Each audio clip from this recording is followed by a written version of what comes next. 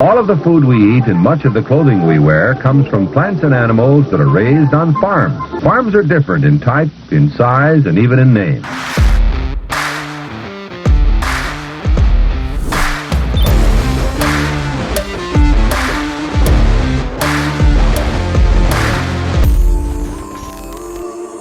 Before we dive into today's episode, I want to thank you for tuning in and supporting the brand. Over the last few years, I spent a lot of time starting Farmer Grade. We offer meat that you and your family can trust by strictly sourcing our cuts from farmers who share their story and processes online through social media. We provide high-quality beef and pork that is 100% born, raised, and harvested in the United States. If you want to support the content and the message we share online, I would appreciate it if you went over to farmergrade.com and you can use the code BARNTALK to save 10% off your next order. Thank you guys so much. We appreciate you. We love you. Now, let's get into the episode. Welcome to Barn Talk. What happens at the barn stays in the barn, but not today. We're going to let it all out for you guys. Today is going to be a guest episode. We got a good guest coming on the show, but before we get into all that, you guys know the drill. Share the show with who you know. It's kind of the ticket to admission to watch or listen to the show. The more that you guys do that, the more the show grows, the better guests we can get on, the more podcasts we can make. Feel free to also leave a review on Spotify or Apple. The more that you guys do that, just gives our show more credibility for people that, and it gets it out further on Spotify and Apple for people to discover it. So we appreciate it. You can follow us on YouTube. You can follow us on TikTok. You can follow us on Instagram at Barn Talk Show. And if you have any questions that you want to submit for our Q&A episodes, you can email us your questions at barntalkshow@gmail.com. So today, we're digging in the dirt. Regenerative Ag and Biologics and soil health, those and a whole lot of other ones are they're the hot lingo that is floating around in agriculture today. It seems like just about everybody that's peddling anything is using those taglines when it comes to fertility, when it comes to seed, chemicals, all that stuff. Pretty much every farm conference you go to, that's the project. There's a lot of new products, a lot of new companies popping up with the promise that we've been doing it all wrong and they got what you need to fix it. But today we're going to talk to the president of Midwest BioAg. And they started that company, I think, in 1983. So they've been beating the drum on soil health for about 30 years. So we figured we'd go to somebody that's been doing this for a while. So we're going to get his take on the industry today and where he thinks that we're headed. So without any further ado, let's dive in. Gaji, Balakaneshan, welcome to Barn Talk. Thank you. We'll make that sound so much better when Kat gets done with it. So, yeah, we appreciate you coming on. How was the drive? How was the little time to get here? Oh, I had some windshield time. Went pretty well. Didn't hit anything. That's good. Yeah, no, appreciate it. I like the drive down here, actually. What part of Wisconsin do you make home? Just outside Madison. Okay, sure. Yep. I was just there for the World Dairy Expo. Oh, yeah. And I've never been. And that is, to me, insanity that goes on that long and there's that many people there. Like, I think World Pork Expo is a big deal. And I walked in there and I was like, holy Mother Mary. And they're everywhere. That whole town is taken over by dairy farmers and a lot of Hooterites, so there's a lot of people walking around that look completely out of place. But anyway, it was a good time. What's your favorite thing about Wisconsin? Oh, man. I care deeply about beer, beef, and cheese. There you go. All those things can be found in Wisconsin. Yeah. You are perfect. Perfect Yeah, no, place. it works really well. Yeah. That's right. So I'm originally from Philly, and I don't want to give away my kind of secret long-term ambition here, but my wife is from Wisconsin, and I know it's going to end up there at some point in time. And I always thought there is a huge market opportunity for cheesesteaks in Wisconsin. Yep. And you don't find a lot of cheesesteaks out there, but they got the most important ingredients. Yeah. We just got to work on the bread. The bread's not where it needs to be honest. No offense to Wisconsin. Yeah. You would know better than anybody. It's I Philly feel like special. I feel like I can bring that to the table, right? Yeah. Yeah, absolutely. Right. Bring my well, life that's how, experience. I tell you what, that's people, you see a need. So is that in your future then? Or are you going to open up a A food truck or? I'm all talk. That's exactly what I was trying to do, though. Yeah. Yeah. I've been talking about this for literally, 13 years at this point. Yep. So maybe at some point, not like I'm too busy with the day job or anything. Right. That is the tug, is the balance between the work and the private life and trying to juggle all that. But I think you're onto something. We would be interested. Oh yeah. Farmer grade. We could add cheese sticks. Some sliced steak. Yep. Well, you know, something that might be even more relevant to you guys is that the secret kind of favorite sandwich of Philly is not the cheesesteak. It's the roast pork. Now you're talking our language. Yes, There we go. indeed. I was going to bring that up later on, but as long as we're on the topic. Yeah. So are you an Eagles fan then? Gigantic. We're Cowboys fans. Oh. So this Sunday it's going to go down, man. We're going to get our I revenge, wish I knew hopefully. that beforehand. Yeah. Well, that's why I didn't tell you. Week. There was I had this feeling that I didn't want to give too much away, and now I know. Now it all makes sense. Well, thanks for coming. That was good while it lasted. Yeah. Well, okay. So you grew up in Philly. So just kind of give us a little bit about your story and how you're now today at Midwestern BioAg doing what you're doing. Oh, yeah. It's just the classic chemical engineer to Wall Street ag executive that everybody knows about. Yeah. My whole life is random, and it feels like it's a lot of luck. But I majored in chemical engineering. It's because I was good at chemistry and engineering, and I figured put the two together and do something with that. And I actually planned on doing, getting a PhD, doing research, and I got a scholarship to do research at some point in undergrad, and I realized I hated it. Right, you kind of sit in a lab, you mix dangerous chemicals together, you wait around for a dozen hours reading terrible academic literature, and then you do it again the next day. That was awful to me. So I decided, let's not do that, and I graduated with no job. And I was majored in, one of the highest paying majors you could at the time. And I decided I have a whole lot of debt from this whole experience. What pays more than chemical engineering?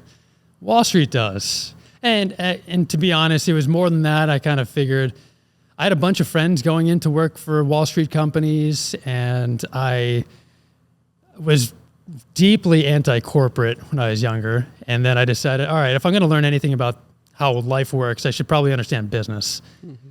And so I decided I'm going to go be a stock analyst. And I had no internship. I never took econ or accounting or finance, nothing, just pure engineering to that point. And then dumb luck, I ended up getting an opportunity to work at a Wall Street company, to work for a chemical engineer from my school, covering chemical and ag companies. Oh, perfect. So they figured I can learn the math. I know the math, I'll learn the rest, and they gave me a job. And so then I go into the wacky world of Wall Street, and it's wacky. And I learned a lot about the economy and business and how things work on that side of the world. And then, did that for a number of years, decided I didn't want to stick with that. They made life easy by laying me off, so I had to find something else. My wife out there, we wanted to go to the Midwest, and I ended up lucking into a job for a renewable chemical company outside of Chicago. Okay. Moved to Chicago, did that for a couple of years. That didn't really make a lot of sense. Found a job opportunity with a fertilizer company based around Chicago. And it was a chemical company, nitrogen producer, you guys know, CF Industries. And it's just this big chemical manufacturing plant, a lot like an oil refinery. And they were looking to buy another fertilizer company for $8 billion. They needed another person to do that, to do the finances. So went there to model out the finances. That fell through when the U.S. Treasury changed the tax inversion rules, if you remember that. Yep. And then they said, hey, go work in corporate development. So I said, sure. And then I looked at a whole bunch of things. Nothing happened. And they say, hey, there's something called UAN. Go help manage that. So went to work on the commercial team, moving 7 million tons of UAN around the world. My boss there is one of the top fertilizer marketers in the world. Learned a whole lot from him. And it was kind of funny because he would always complain about the co-ops we would sell to and kind of the way the industry works and some of the old personalities. And I always thought, all right, if it's that bad, somebody's got to be able to do better pretty easily, right? And I never intended to try and do that, right? But I ended up getting a random opportunity to join Midwestern BioAg on the finance side. And then things kind of transpired, and here I am. Yeah. Lots of luck. So what's your role today at Midwestern I'm BioAg? the president of Midwestern BioAg. Cool.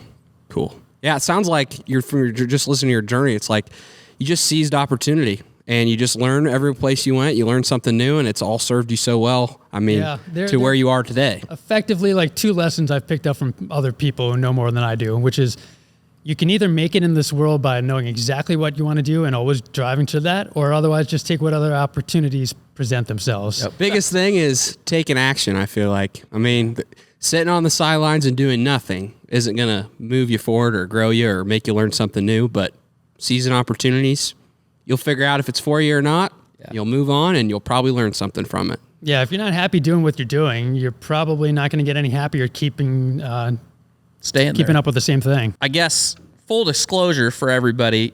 So we're actually customers of Midwest BioAg. So the way that this kind of transpired and what shot out to me to reach out to you was we started using BioCal, which is a product of Midwest BioAg, about,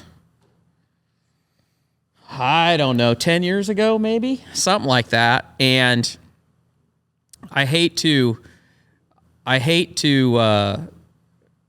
give credit. Actually, I don't mind, but any of you that have been listening, you might remember the podcast. We had Rob Brenneman on here. So Rob was one of the first guys that I knew of that was using BioCal. And my father-in-law worked for Furman. Oh, no kidding. Hirschberger. Okay. And Furman would call me and be like, you got to go up to Rob's. You got to see what Rob's doing. You know, he's doing this on all of his corn on corn, because our acres, we plant 1/3 of our acres corn on corn every year. We do corn on bean ground, beans, and then 1/3 on. And Furman was just like, you know, you got to see what he's doing. You got to see what he's doing. Anyway, we finally tried it. We finally tried it. I think I tried it on one field, and we did it for about 3 years, I think. And I always tell people that it's really hard to point. Part of the problem with any product that you're selling in ag is there's so many variables that, yes, you change one thing, you use this product, but the seed, the weather, the timing of the rain, whether you got rain, all those things change to where it's so difficult to get good data as to whether something is working or not. But in our case, you know, we went 3 years, and while we were doing that, we were changing all kinds of things, because when we started, we were maximum tillage people. You know, my dad grew up in the generation that you literally, when you were done combining corn, you plowed everything. And if you drove by somebody's farm and there were any stock showing, they were a piss poor farmer, because if you didn't do a good enough job plowing them under, you know, you were, and plow and harrogate and cultivate and all that. And we had gradually gotten away from all of that and transitioned to no-tilling. But at the same time we did that, we also started having hog manure, because we'd built hog buildings. And so we started getting better quality fertilizer, and we also started soil sampling more than once a decade. So that made a little bit of difference. But we also started using BioCal, and we're still using it today. And I tried to get sponsorship money out of Midwest BioAg. I tried to threaten them a little bit, but so this is not a paid podcast. We just thought I reached out because I thought it'd be really interesting to kind of talk about, with everything going on in ag and regenerative ag and biologics and all of the things that go along with it. They're kind of the hot topic right now. However, Midwest BioAg started in 1983. It's been around a long time. So maybe for people that don't know, talk a little bit about what Midwest BioAg is, what your core products are, and kind of how the story of how we get to where we are today. Yeah. So first off, I'm starting to pay more attention with the second possible sneak attack with the sponsored podcast here. First was the Cowboys, now that. You're really hitting my hot We're topic. throwing you off. Known We're just that he was throwing an you off. Eagles fan, we would not have opened yeah. that bottle of Michner's. Okay, well, all right. So Midwestern BioAg, as you said, started in 1983, and we've always been focused on soil health. And soil health and regenerative farming, I want to talk about those topics later on, but the genesis of the company, why it started, was about how do you feed animals better? And I think that's a really important kind of topic to think about, because then I think all this stuff starts to make a little bit more sense. So Gary Zimmer, the founder of the company, the guy who's been the face behind the brand for the entire time, he had a background in dairy nutrition. And, I think he just kind of came across, there are just better ways to feed animals through forage as opposed through mineral supplementation, right? And if you think about it, there's another guy at the company, Ron Mason, our head of procurement, who has made the comment before that, mineral feed's a lot like feeding rocks, right?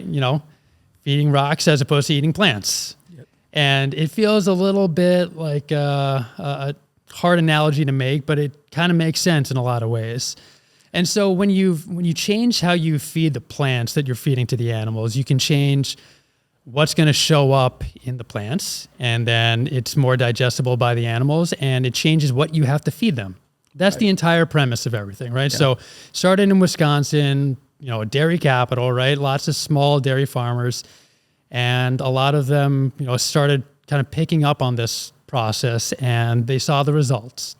And something I keep on hearing over and over when I talk to farmers is that they're kind of shocked. The people who've been with us for a long time, they're shocked more people don't farm this way, right? And, there are various reasons why they may, other farmers may or may not want to, but it kind of speaks to the fact that their practices have been impacted so much by this approach.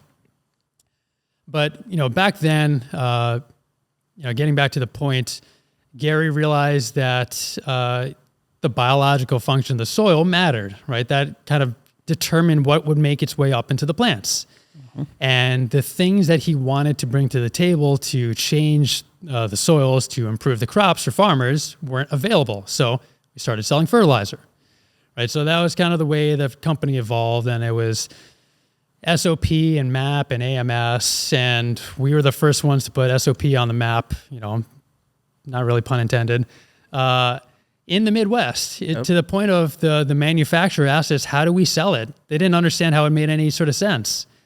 And I've heard here recently, 16 million acres across the Midwest of SOP usage, all directly traces back to Midwestern BioAg.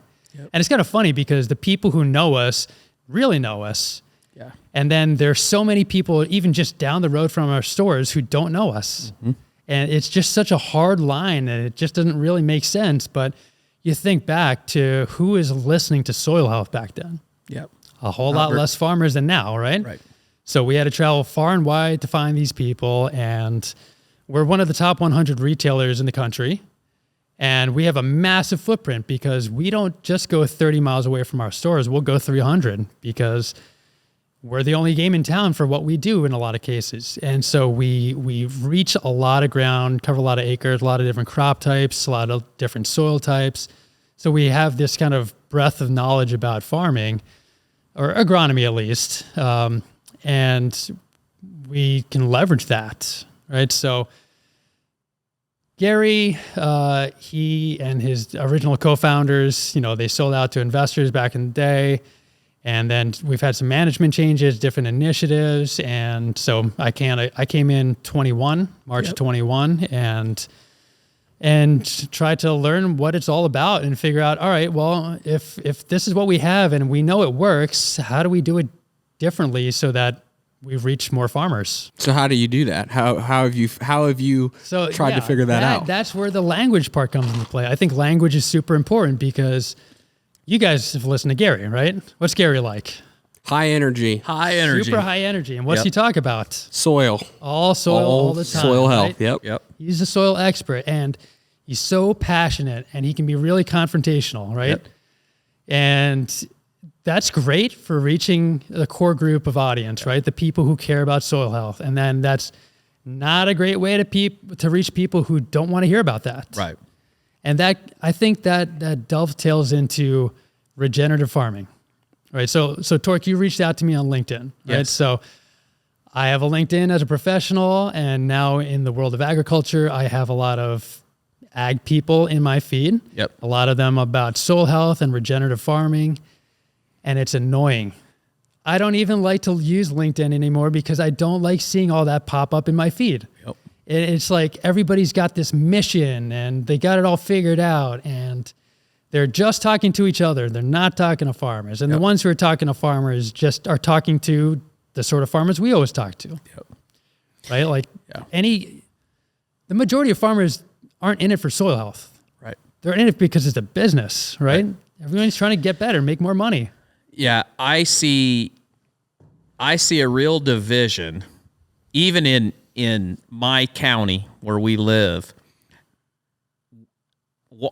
Washington County is a very progressive county, and if you I have no idea of the statistics, but I would be willing to bet you that across the state of Iowa, it's probably one of the highest counties for cover crops. It's probably one of the highest counties for no-till. But on that regenerative side, some of the people that are very into that, they kind of get into a frame of mind, and it's an all or nothing.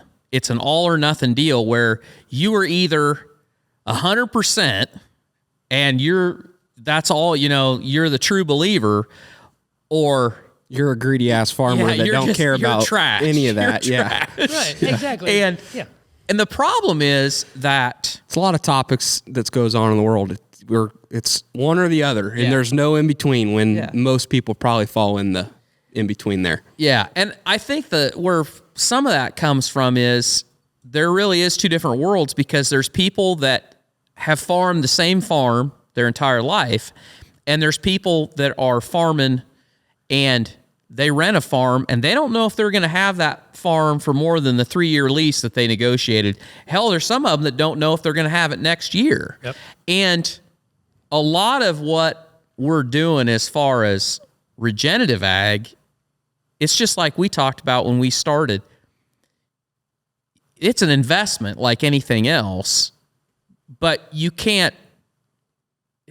it's really hard to make that investment if you don't know you're going to control that piece of dirt long enough to see the benefit.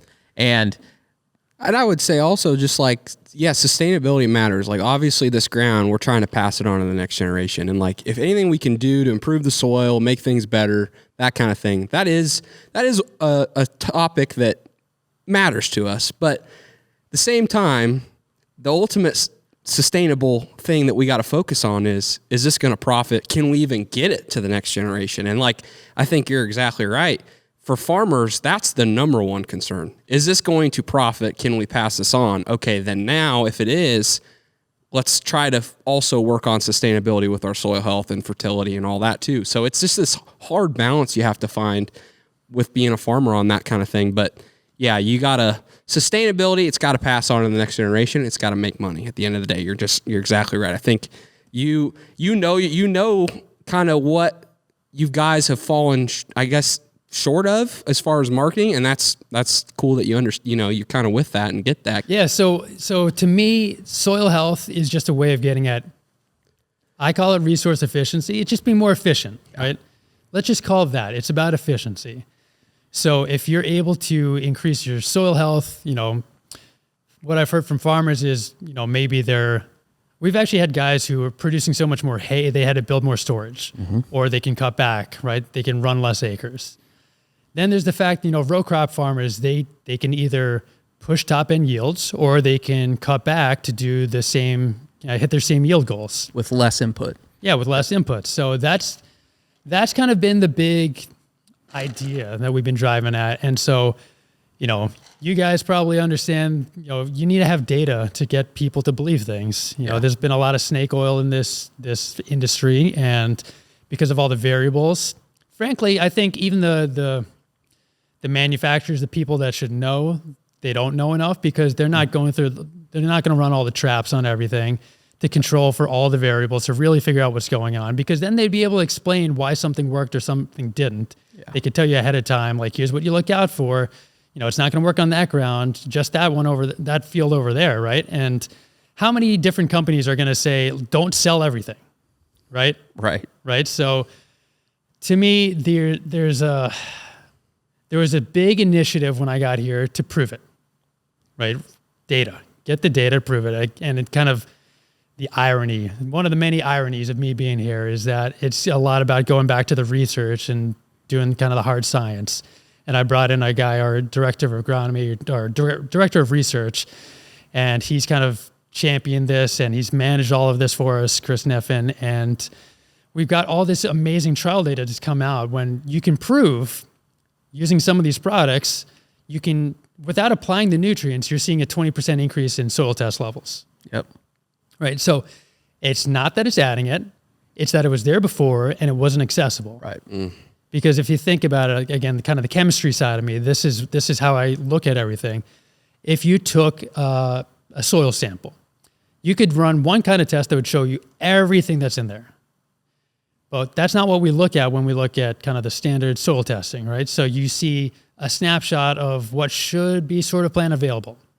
Yep. Like you could run a test on what's in this table in front of us and look at all the minerals, right? That's not plant available. It's got a breakdown. And so the thing that I think the industry trips up on is that when you look at the standard soil test, usually like a Malic 3 test, everyone assumes that's going to be representative of what's available to the plant, and it's not. Nope.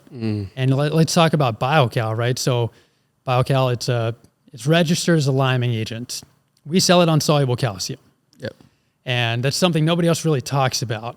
And calcium impacts your soil structure, which changes what's available to the plant over time. And we've shown through this trial protocol that we can increase potassium, even phosphorus levels 20% in some cases based on an application. And this is, applied in the fall and you see it kind of summertime. Mm-hmm. Right. So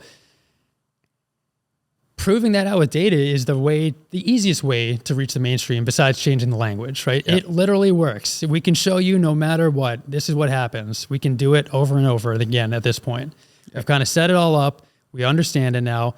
Now we can scale it up with everybody else. Because before it was a lot of salesmanship, right? Mm-hmm.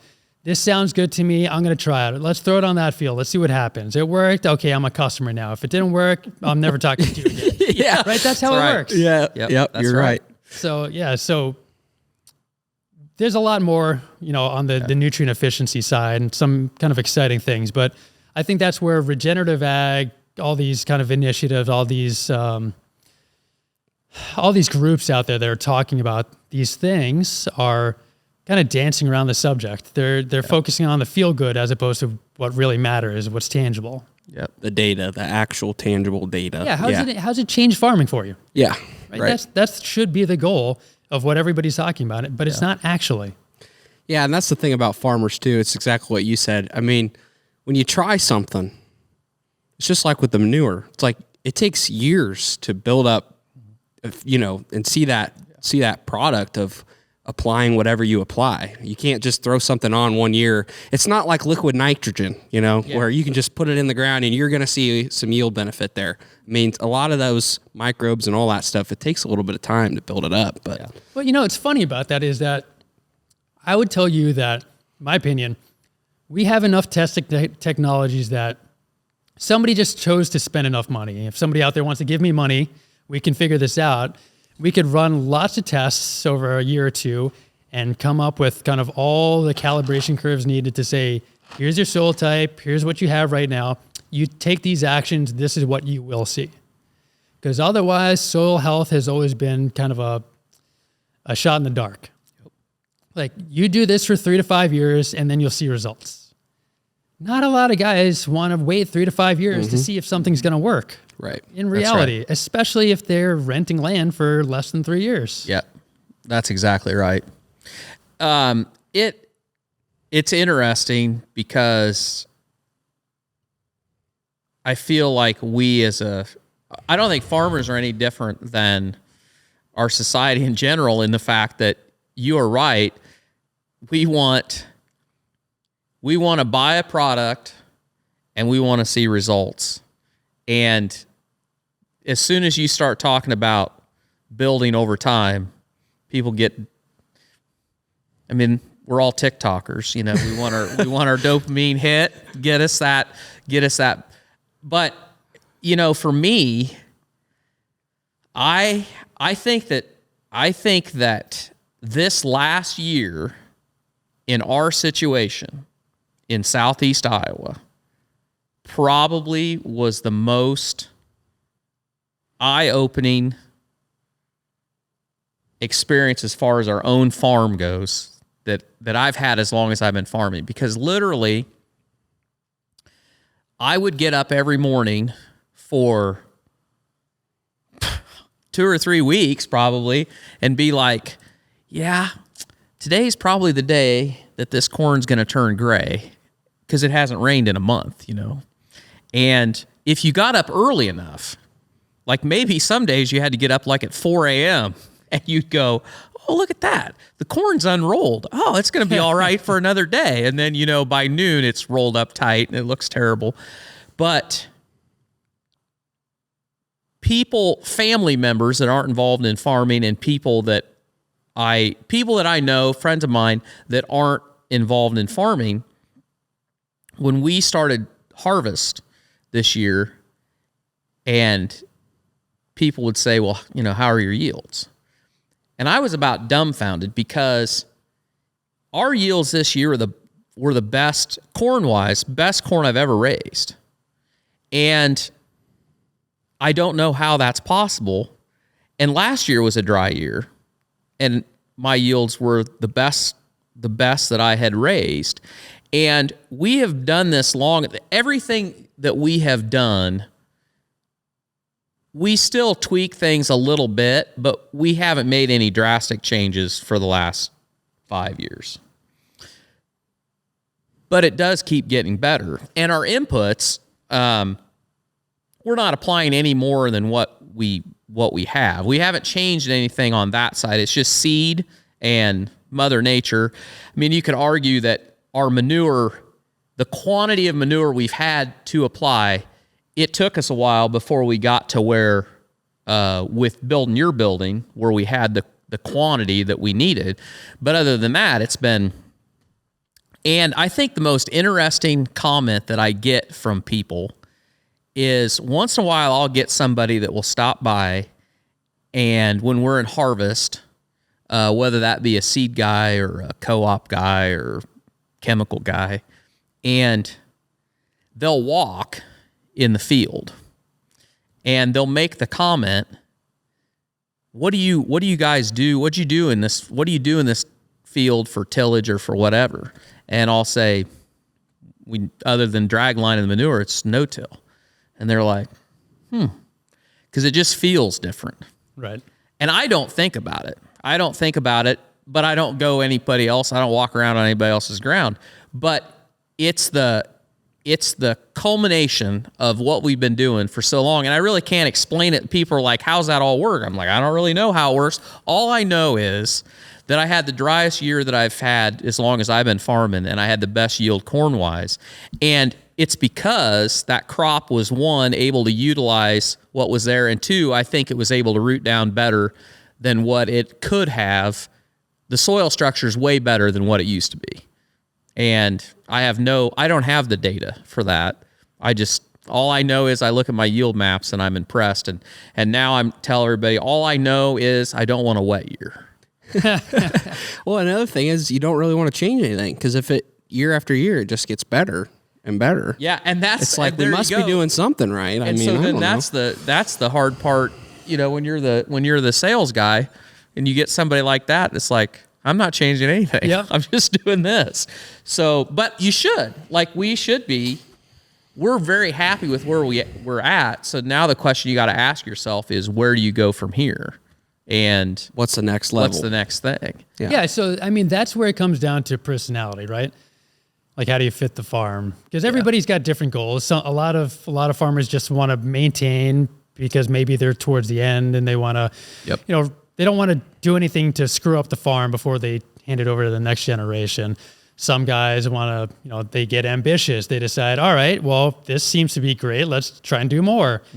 Or maybe it's diversifying the business and spending time on something else because that's kind of set it and forget it mode. Yeah. So it really kind of depends, but there's a lot of opportunity kind of around that. I know certainly we saw some pretty incredible results because any sort of stress here is going to highlight soil health, right? Or taking this kind of more holistic approach, because generally speaking, it's just addressing the problems that show up in the worst conditions and make a more resilient crop. Yeah. And that's 100% what we saw kind of across our whole footprint. Everybody's practices look good in a good year.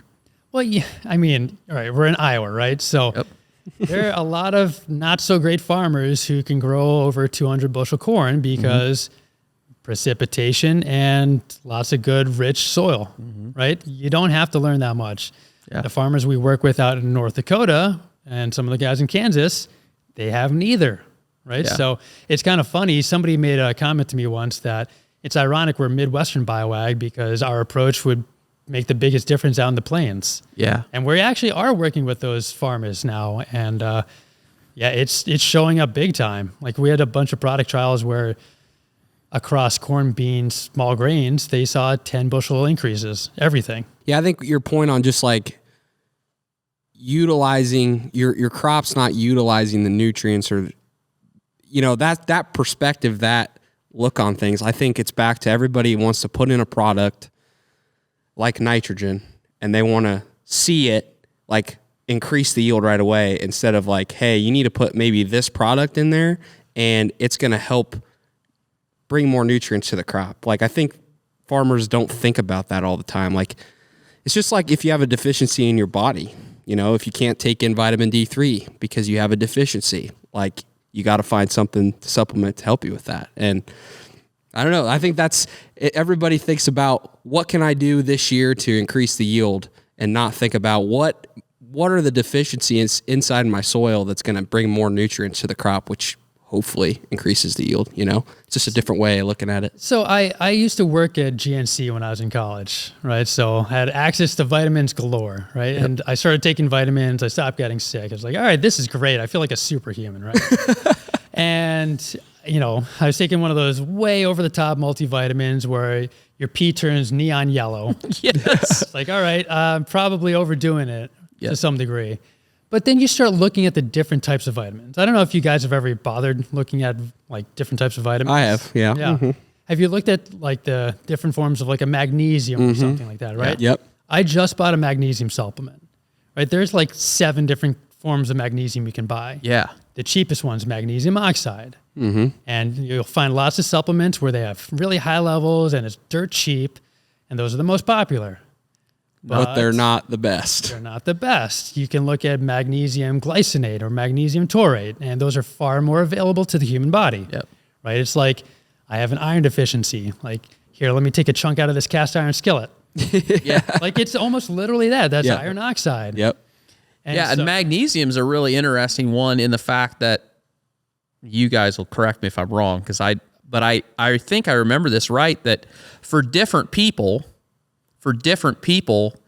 if you're looking for that, you kind of have to try and find what is right for you, like what works for your body, because some people get response from different Forms. kind of it, different forms of it. Yeah. Yeah, and I think this is where it kind of relates to soil health. There's just a lot of guesswork. Yeah. You could figure it out if you wanted to get a bunch of blood testing done. There's lots of different kinds of testing you could do for the human body that just don't make any kind of sense realistically. Going back to the story of Midwestern BioAg and what Gary's always preached is a keep it simple, stupid approach that will always work. Yep. Is it the most optimum approach for everybody? No. But if you do it, you'll definitely see an improvement in soil health. Yep. And then we assume all the rest of the things fall from there, and they typically do, right? So I think at this point, farmers really expect to hear more than that. right? They don't want to take that leap of faith that we talked about. They want something more personalized, right? Like this applies here, right? And so, question to you guys, do you feel like you're agronomists? No. Like how many farmers do you think feel like they are agronomists? I think it's a different profile for... I think some people get their ego tied up in it and they think they are, but they're not really. And then there are some really great farmers that get in the soil. There are some farmers that they are. They love it. Dig into it deep. But then there's a lot of guys that they're very opinionated about what they're doing on their farm, and they paint the world with that brush that what I'm doing, that's the best. And if you're not doing that, then you don't know shit about farming. You don't know anything about it, and don't. Yeah. I mean, it's like everything. Yeah. But no, I'd say no. Yeah, I mean, some guys like to focus on marketing. Some guys like to just work the tractors, right? And it's funny. It took me a couple years to actually figure out what people mean when they talk about agronomy. Like, what's an agronomist? Yep. And I had some debates with people in Midwestern BioAg and talked about, changing people's titles and got some heated opinions about that. Yeah. And, to me, kind of the farmer mentality, the average farmer mentality on agronomy is a lot like the average person's mentality on taxes. I'm a finance guy. I don't do my own taxes because I hate it. Yep. I choose not to spend my time on it. I give over my documents to somebody else and I say, you take care of this for me so I don't have to think about it, right? Yep. So you can't blame lots of farmers for not being agronomists because there are other people who should be doing that. Yeah. They have that title. They get paid for that. They're just not necessarily doing good enough. Something else that I heard a guy talk about this the other day. It's also interesting, and I'm guilty of this to a point. I feel like I'm a lot more educated today in the fact that I can read my soil test, where when I started, so the person that takes my soil samples is my chemical dealer. He's my agronomist, only he's not an agronomist. Yeah. He's a fertilizer salesman. And that might not be this guy's point was that might not be the best. It might be worth it to you to actually have somebody doing your soil testing that is a third party because they have no vested interest. Point of mind. And I'm not gonna throw them down throw the bus over them and play that clip of me of when Brad says you need it. You need it. Oh, there's never a bad situation where you don't need fertilizer. If it's a bad year, you need fertilizer. If it's a good year, you need fertilizer because you got to take advantage of that extra bushel you can get. But if it's in a bad year, you still need every bushel you can get to get by. So he's always got you. Gig in the world. That's probably a good idea. You should probably write that down. Maybe we should get a third party and get an agronomist on board. And that's right. But I also you get to a point where you kind of have to learn for yourself and you have to question and not take. It's no different than anything follow the money. When somebody gives you an answer and says their recommendation is to put on, this many pounds of MAP. Okay, well, do I really need that? Why am I doing that? Because if I'm only deficient in this one thing, then why am I throwing all this out there? So it's very important to be able to do your own. It's like we say about everything on here, do your own research. If you're paying somebody to do your soil testing, be able to read your maps. Be able to look at your maps and know what that means. And I think that's a great place to start because there's a lot of people that whoever's doing it is reading their map to them and then making the recommendation, and they don't have any idea whether that's what they really need or not. Well, it's kind of a hard subject to learn, to be honest. Yeah. Right there. It's a lot like, agronomy is a lot like when back in the 70s, people decided that if you stop eating fat, you won't get fat. Right? That's effectively what it comes down to. Yep. It's like cause and effect, A equals B. And that's not true. No. Unfortunately, it's just not true. Nope. Like there's some of the farmers we work with in North Dakota, right? They've been struggling with phosphorus. All right, so they have decades of putting down phosphorus, Dapper map, and not seeing their soil test levels change. We have a product, Terano, and they started using it out there, and for a variety of different reasons, they start to see the soil test levels go up, and that's what's kind of driving their yields. They've been limited on phosphorus. Yep. And this is with a 45% reduction in phosphorus. That's kind of a big deal. Yeah, because it's not tied up now. It's not tied up, and it's not leaching away, right? It's plant available. As Gary says, phosphorus is a lot driven by biology. Yep. But at the same time, it's not common sense to most people, right? Because common sense would dictate, I don't have phosphorus, add more phosphorus. Yep. But it's just not that simple. Yep. That's right. So that's kind of the battle that we face, where changing the language and how do you explain these concepts simply? That's not easy, right? There's a famous politician, I think out of Chicago, who said, the moment you start explaining, you start losing. Yes. Yeah. Keep it simple, stupid. Yeah.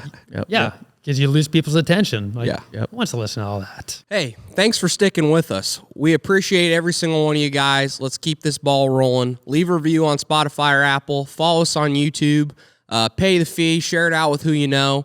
It all helps, guys. We appreciate every single one of you. We love you. Now, let's get back to the podcast. I might be jumping ahead, but I feel like this is, I guess I want to get your take on this. So that when you said, I'm short, people have the mentality, I'm short on phosphorus, so put more phosphorus out there. How do you think going forward, the carbon intensity scoring, the carbon sequestration, and I guess the way I'll frame that is,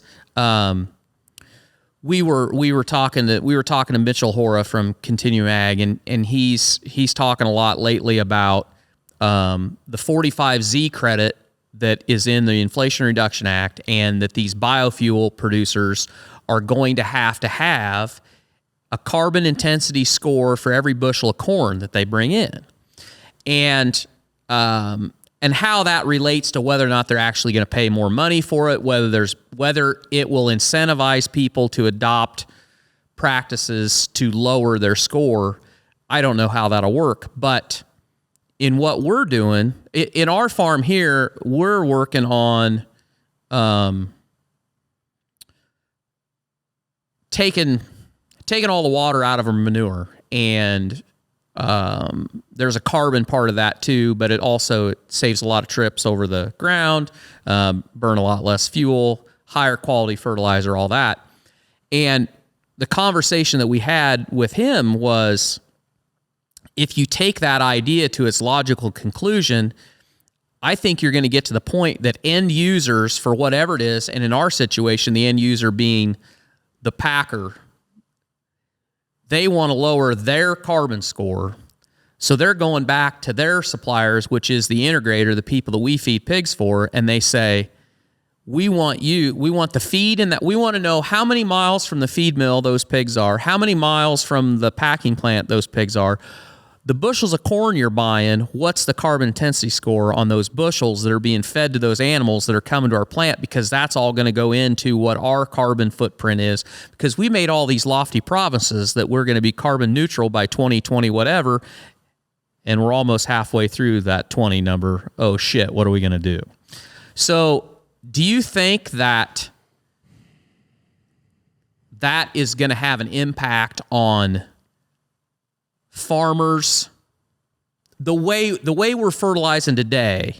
Do you think it's going to change that conversation, because people are going to be it's going to be more front of mind of how can I lower my inputs to lower that score? I think it potentially could, and the way that I think it's going to happen, it will. The single best way to try and change behavior is to pay somebody for it, right? Yep. And what's the easiest way for you as farmers to get paid for something?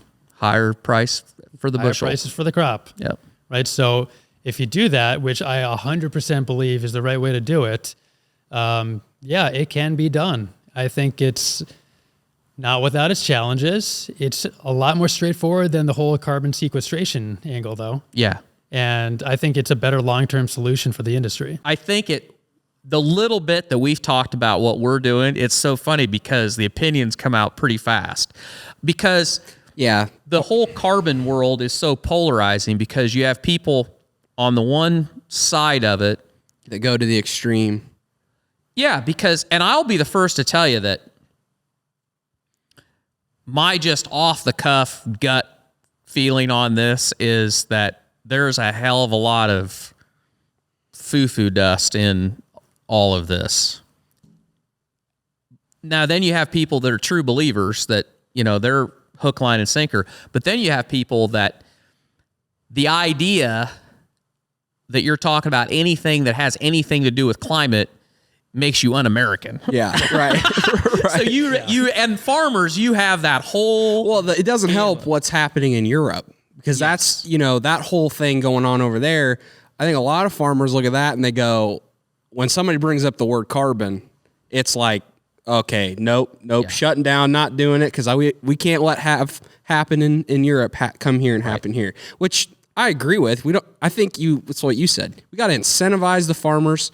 We got to understand that they're a solution to the problem and they got to profit from it and not demonize the farmer. And I hope that that's the direction it ultimately goes. But farmers got to be open-minded about it too. Well, I think there's a huge opportunity because ag, that's the one thing that we have going in our favor is of all of the industries around the world, ag actually has the ability to be part of the answer. Whereas most industries are looking at ways that they can implement something, change something in their process to lower their carbon footprint. Ag actually has, like our carbon footprint can be negative to where we can help other industries. And there's not very many people that, or I don't know of any that can really do that. What's your overall thoughts on just the whole carbon market and just the whole movement? I mean, we kind of gave you about the credit and what the biofuel, what they're doing, but what's your overall thoughts of it? Just the whole thing. Yeah, I think that if anybody trusted the carbon markets, we could have seen some more movement on a lot of things because I could easily see.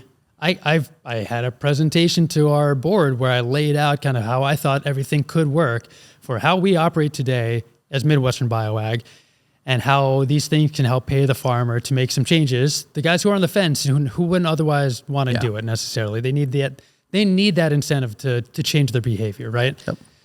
I think this is, like I said before, this is a much better way to do it if that's actually how it's going to play out.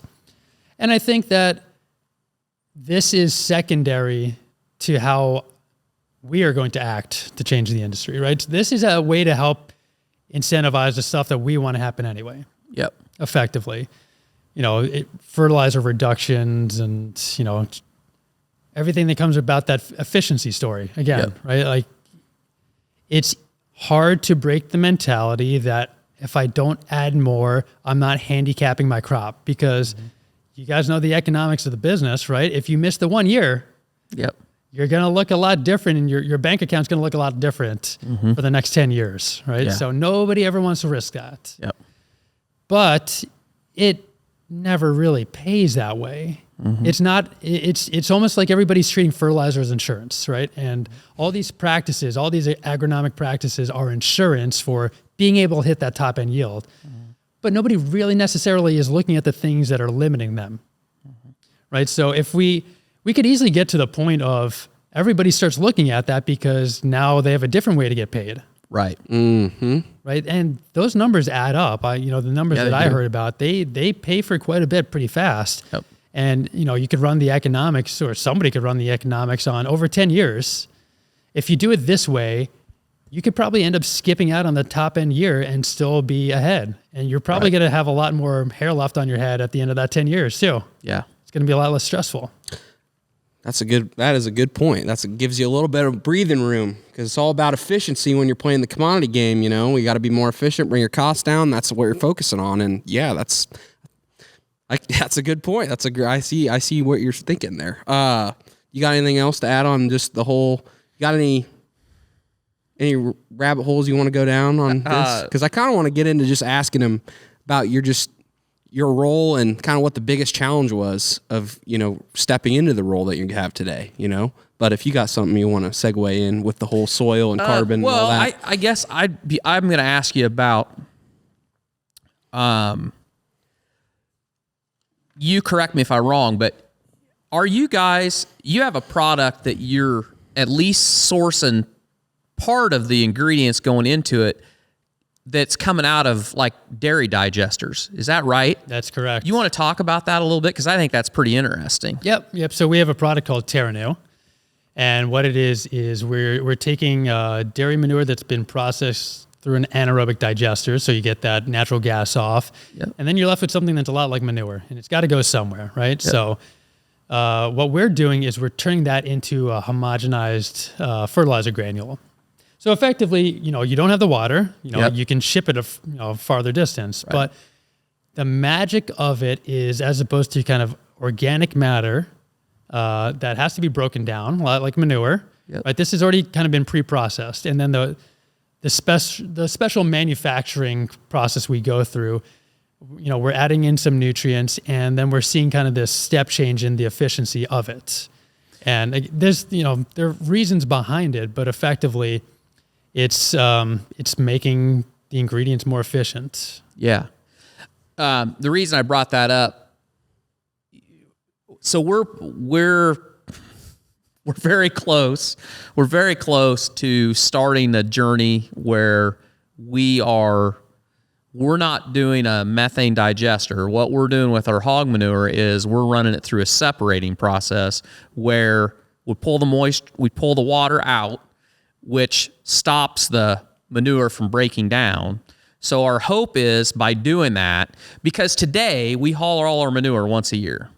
So most of the fertilizer value that's in that is actually from the newest manure that's in the pit. The oldest manure, the manure that went in the week after you pumped the pit, arguably there's almost no fertilizer value to it. Now you may still have the organic matter, obviously, but very low actual fertility value.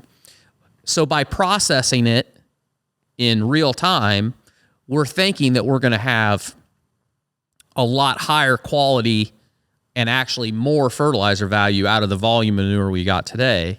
But you take the water out of that, and then out of the water we take the salts. So we'll have a pile of the potash, basically, and it's all got to get figured out. But that product, that dry manure product, we drag line all our manure today, and it pretty much all stays here, or I have one neighbor that takes it. But when you do that, now then that product can be trucked a long ways, because you're taking 80% of the weight out of it. Is that right? 80%, something like that. Sounds right. And I think there's a lot of opportunities. I mean, I thought that was very interesting what you guys are doing, but when you think about the scale of the dairy industry, man, there is a lot of fertilizer out there that could be utilized a lot better than the way it is today. And I don't know, it'll be interesting to see how that all plays out. Yeah, I think there's a lot of opportunity for the industry to rethink manure in general. Because if you think about it, with the amount of applications, kind of on average, we're used to like 10,000 gallons of manure going out per acre. Yeah. Right. And everybody kind of knows that you don't get the full fertilizer value year one, right? Yep. It takes some time. It kind of depends. Nitrogen's different from P and K. P and K is not going to leave. Nitrogen will. But regardless, let's just go with that. The amount of manure you have to put out in a lot of cases kind of suffocates the soil, right? So you get anaerobic conditions, Yep. you get compaction, you lose the efficiency of everything. So now the manure you're putting on is not as effective as what you expect it to be. Right. Right. So like that's effectively the story of BioCal and that you guys have seen. Yes. And Rob Brenneman, right? Yes. Like that's how the shortest way to put it, that's how it works. Yep.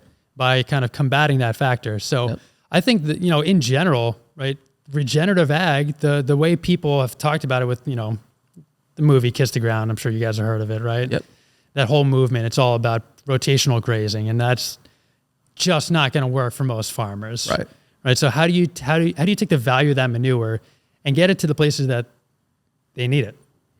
Right? Like there are lots of different strategies, and between this, the whole carbon tax or carbon credit idea, there doesn't have to be a silver bullet.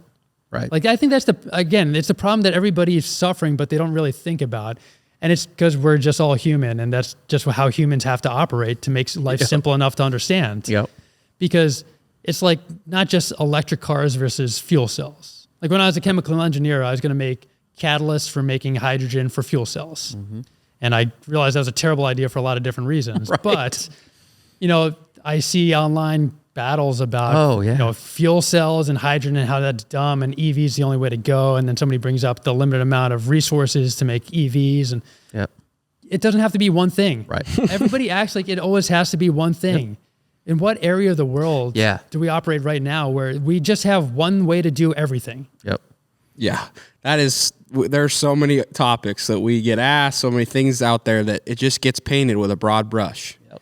This is the only way you should raise pigs. This is the only way you should raise cattle. This is the only way you should farm your acres. It doesn't matter about your geographical location. It's human nature. The other night, financials.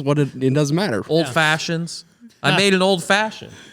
And I'm lazy, so I'm a TikTok guy. I saw a guy. TikTok boomer. I am a TikTok boomer. Fuck you. No comments. Anyway, I make a whole bottle. I make a freezer old fashioned. That's the greatest damn thing that I've ever found. You make a bottle up, you got it whenever you want it, So anyway, I made one, and I had a picture of it because my wife got these napkins that are all quotes out of Christmas Story. And it was the one about nobody's leaving this family Christmas, And anyway, I took a picture of that. And some guy's like, how'd you make it? And I didn't give it a second thought. And I know the recipe because I'd made the bottle that night. So I gave the recipe. And his comment, as soon as I said it was, well, that's stupid. I was like, oh, yeah, I forgot. There's only one way to do it, and it's the way that you do it. And you're not going to tell anybody, but everybody else's way of doing it, stupid. So. Yeah. Well, you go back to the idea of you start explaining, you start losing, right? Yeah. How do you get all these different ways to do things across the page? You don't. That's not how information travels. That's not how people change. Yeah. So that's just an unfortunate reality we have to deal with. And I think about this all the time because that's kind of been the main issue at this company for a long time, like kind of into the question you're going to ask. Yeah. So what was the biggest challenge when you stepped into this role that you were committed to right off the bat of being in the position you're in at Midwestern BioAg? Well, so the first thing I do, the reason I got to where I am in my career is I'm good at listening to people and asking them questions. And I just find people who know a lot more than me, and I just let them talk to me until they're tired. And then I do it again and again and again until I know what they know. And so I just try to figure out who can I learn from. And obviously there's Gary, and there's no end to him talking, and there's no end to his knowledge. So that's a bad example. But then I try to do the same thing with everybody else to try and get a picture of what works at the company, what doesn't. Effectively, that's what it came down to. And then understanding what are the gaps between how they operated in the past and where the industry is right now. Those are the key questions. That's what I spent the last 2.5 years on. What's been your biggest struggle as far as building the culture with the crew that you got there? That's a great question. Getting everybody to buy in has been so difficult. Yep. Because you think about it, we have a lot of fiercely independent individuals. You think about the sort of people who are going to work at a Midwestern BioAg and the sort of people who follow Gary into the company, right? They're fiercely independent. Salesmen. Yeah, those guys. But also the fact that there have been, not so great managers and kind of some bad decisions in the past. And, people get jaded, they get burned, and a lot like farmers with bad products, right? It's the same exact idea. And how many salespeople you'll talk to, and they'll say you get one chance, and then you screw over a farmer, or it doesn't work, and they'll say, I will never try this again, or I will never talk to you again, and I'll never do business with your company again. Yep. Right. So it's kind of ironic that I I felt like I faced the same thing with the company, but it's understandable, right? Everybody's human. So how do you get people to buy in? And honestly, the whole data angle, again, ironic to me, there's so many ironies in my experience here, has made a huge change in what I've seen out of our team. Because as soon as everybody saw the data and the testimonials start rolling in this year from the various products and the things we set up, it was like a light switch went off. Mm-hmm. In what way? Around. They just believed in how you were reframing things as far as just the results of what farmers were getting, and then that lit a fire in the team that they're like, okay, this is working, and that's kind of what did it. Yeah. I mean, there are certainly cases of people who have joined the company, again, on the back of listening to Gary and kind of buying in, and still would think, I don't believe in this BioCal product until I see it. Mm-hmm. Everybody's got to see it. And the unfortunate reality is seeing it in a growing season means a year at least, right? Right. And then everything's a 3-year process in this industry. Yep. Right. You got to try it, and then you scale it up, and then you're like full bore, right? Yep. And then you go to a farmer and you try it and you scale it and off you go, right? Yep. It's always 3 years. How do you shorten that? Nobody figured out. All these venture capital backed companies have been trying to figure out how to scale up, how to grow fast. We were a venture capital backed company. We try to figure out how to scale fast. It's hard to do in the industry. Yep. We figured out how to kind of shortcut that by proving what's happening in the soil and what's happening in the plant. It doesn't matter what happens at the end of the year. This product accomplished X in the soil. Like the phosphorus levels are up 20 to 30%. Potassium's up 20%. The micros could be up 60%, right? That happened. That absolutely happened. And all the variables that nobody's controlling for that can impact a crop at the end of the year, we don't actually have to account for all of them. Right. Right? Because we can figure it out after the fact why something did or did not work. Maybe it was, the boron levels were too low, something like that. But we for sure understand that our products did what we've always talked about them doing, but never really showed that they do.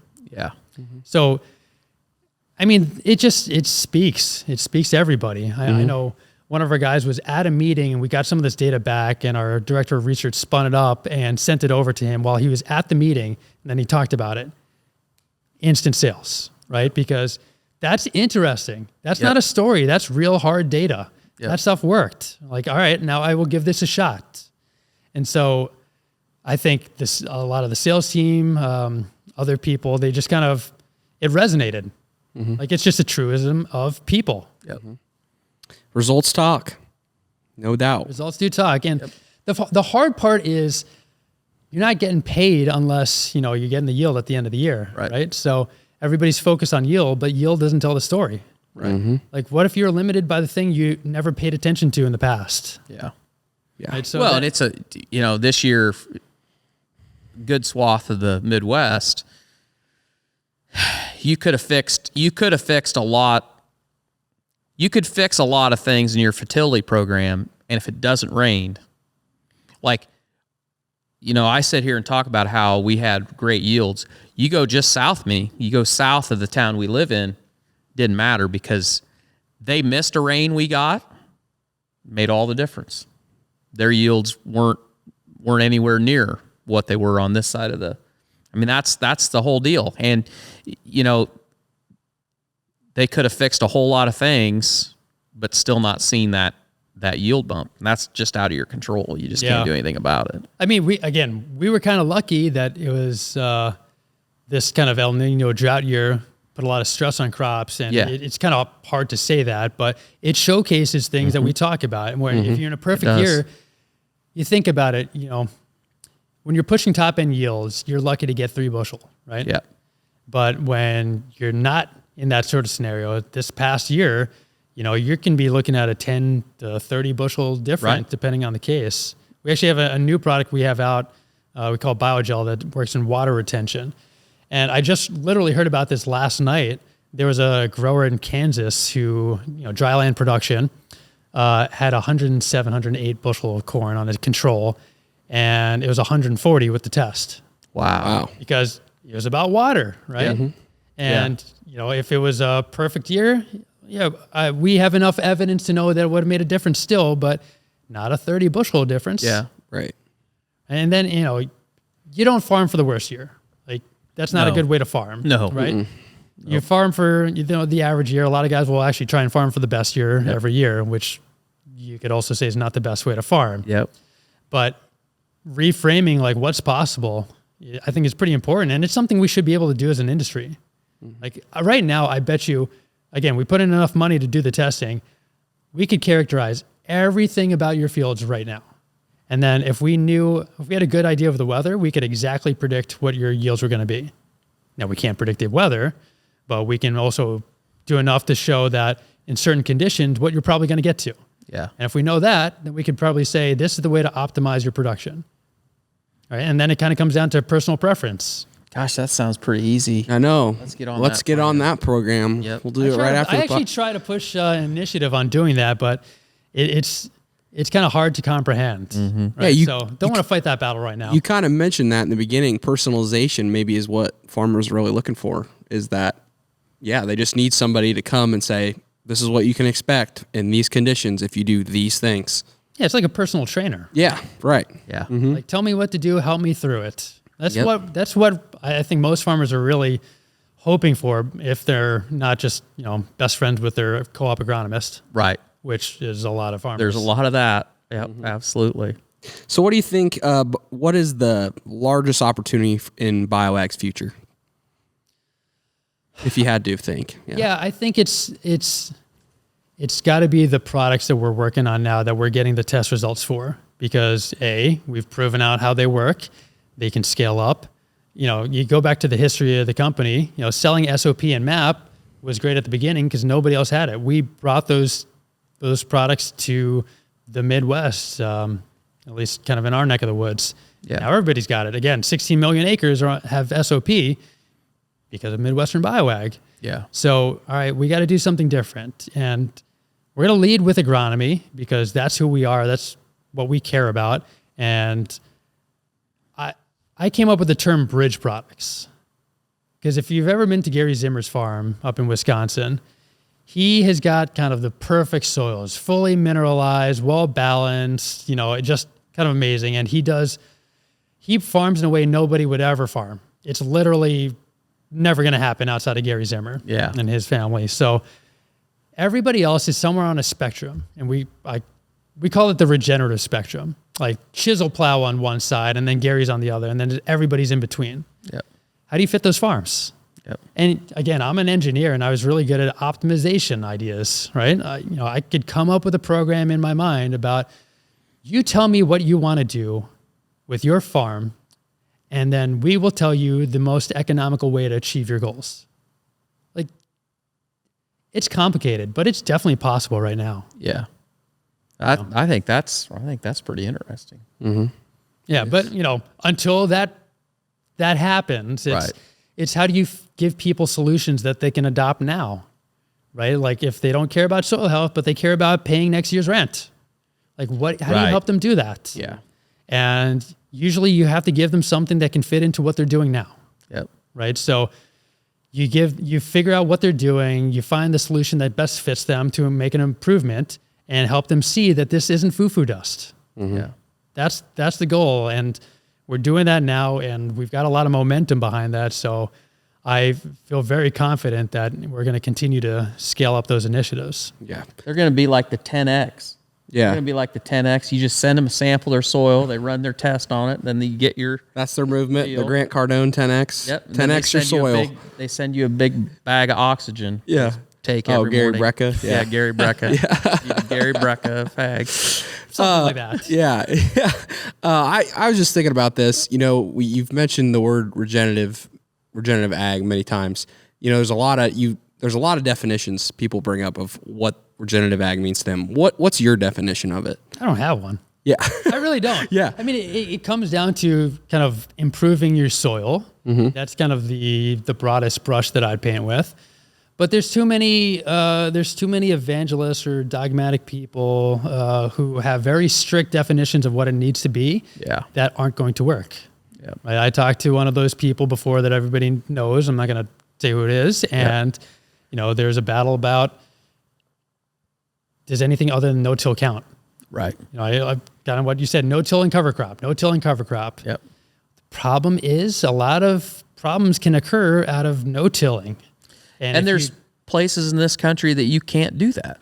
That's right. I mean, you can do it, but you'll never get your soil to warm up fast enough that you can get a crop planted. That's right. I mean, and cover crops, right? You don't terminate it, and you start seeing bad effects. Like you're going to have issues on the planter. Yeah.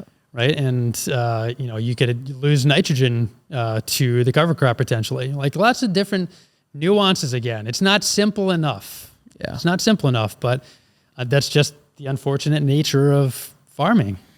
So I think regenerative is still annoying, and unfortunately. We call it biological farming. We got the 6 rules of biological farming, and they're a lot more flexible because you have to have some flexibility depending on who you are, where you're at, and what you're trying to do. Yep. But everybody who's talking about regenerative doesn't see things the way we do. Well, that's refreshing to hear, to be honest with you, because I feel like it is kind of a war going on inside ag, and there's just so much noise. But I think you're right on the money. You need flexibility. Not every farm's the same. do you think that's the biggest? I had the question of what do you think is the biggest blind spot in ag? And I feel like we may have just answered it in the fact that a lot of rigid thinking on whatever corner you're in may be the biggest challenge that we have. So, if you're somebody out there listening and you're not a bioag customer, but you're not happy with what you're doing right now as a farmer, what's the first step? Like, what do you think's the first thing that somebody needs to do if they're going to take ownership of where they're at and try to move that needle? Practically speaking,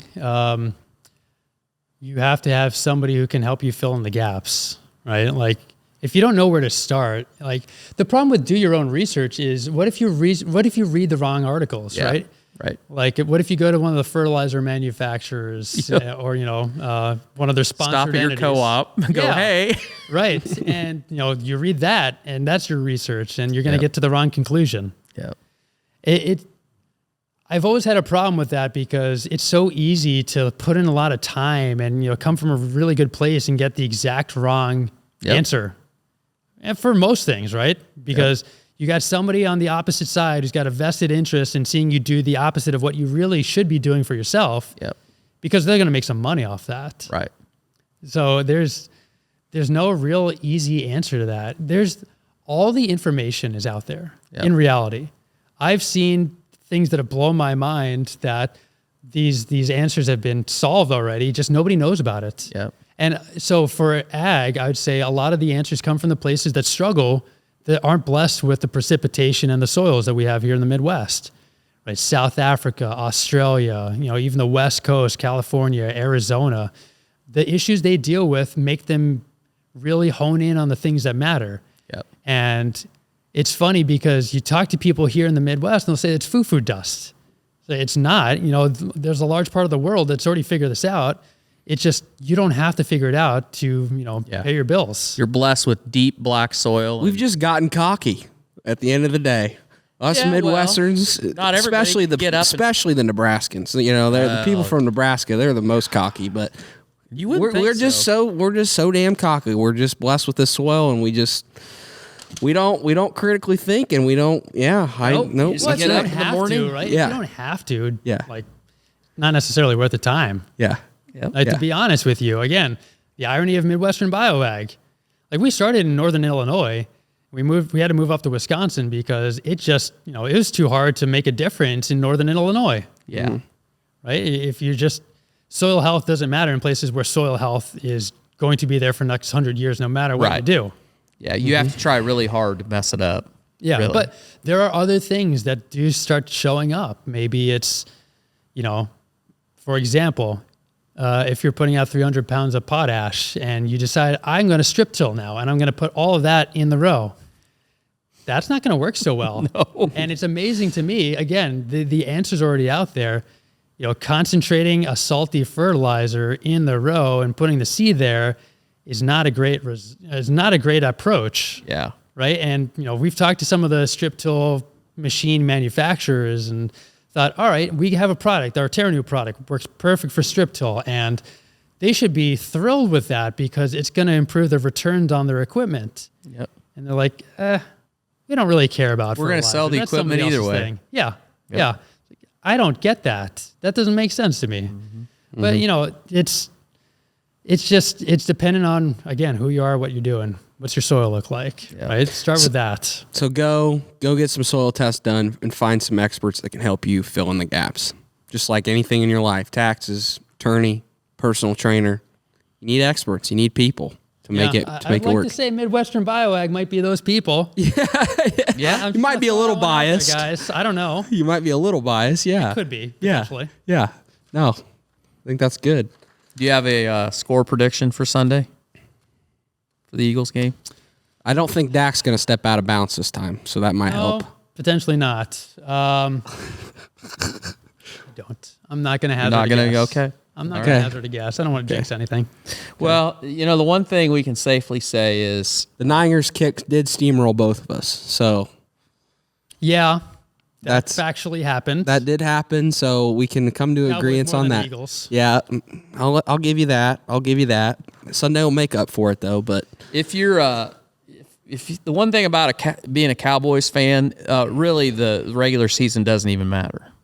yeah, It's pretty much pointless. The only thing that matters is whether or not you're going to get. if we can get one win in the playoff, if we can just make it to the NFC Championship, that'd be nice. You know, It's been a few years. it's been and when I tell people I'm a Cowboys fan, they kind of look at me, and I think the whole idea of the bandwagon that's gone now. Yeah, I lived the Romo I was the years. generation that it was easy to be a Cowboys fan. Early 2000. I mean, I've seen it all. I've seen every 8-8 season. I've seen every playoff fail, every fumble on a PAT or field goal, Romo. But Not to name names. yeah, not to name names, but yeah, I've gotten to the point now that I'm regular season really don't matter. Let's see what we can do in the playoffs, and I'm hoping this year we can maybe get past the Eagles, but we'll see. We'll see. He's hoping that you can. I know. So And I would never say that. I would never say that in the Eagles Stadium because, man, you guys, I'll give you credit. You're pretty ruthless in there. But anyway. Yeah. I've been to 2 football games in my life, both Eagles versus Packers fans with my wife. And let's see, in Lambeau, I was walking around my jersey and somebody just kind of went, boo. And I turned around and looked at him and just kind of looked at me and stopped. When we were in Philly, somebody threw like a cup at my wife. Oh yeah, I believe it. Yeah. I mean, to be fair, it was empty and it was plastic. Yeah. And I thought it was pretty funny too. But You just looked at her and said you got off easy. Welcome to welcome to to Philly. Philly. Yeah, welcome to Philly. That's what's going to happen when it's you a work. hard-nosed group of people. The Cowboys fans have had such a rough time. How many years ago we went to the Seahawks Cowboys playoff game. That was pretty fun. and they actually won that. Yeah, that was And when they nice. won that, I think I got hugged by every person in that section that I'd never met before because it was literally like we won the Super Bowl. I mean, it was like and then when it was over, that stadium is amazing, but we walked out, it was like Christmas Day. Everybody was so happy. You'd think they'd won the whole ball of wax. So. Yeah. Anyway, so if anybody's interested in kind of what you guys are doing, where can they find out more? Yep, there's MidwesternBioAg.com. You reach out to our local stores, Wisconsin and Blue Mounds, Utica, Minnesota, Monticello, Iowa, Washington, Iowa, Kindy, Michigan. But we do have kind of a breadth of reach. Again, we reach a lot further than everybody else does. So we're happy to kind of work with everybody, give solutions, or refer them to our dealers where it makes sense. Well, Gaji, this was a really refreshing episode. I think your perspective on things and just kind of the whole regenerative movement, it's been refreshing, honestly. I do appreciate it, and I think a lot of farmers can appreciate your perspective on it. I feel like you're very like thinking like the farmer, which is cool, from a farmer. But anyway, if you guys got any value from this, share it out with who you know, pay the fee, leave a review on Spotify or Apple, and we'll see you back here next week for another episode.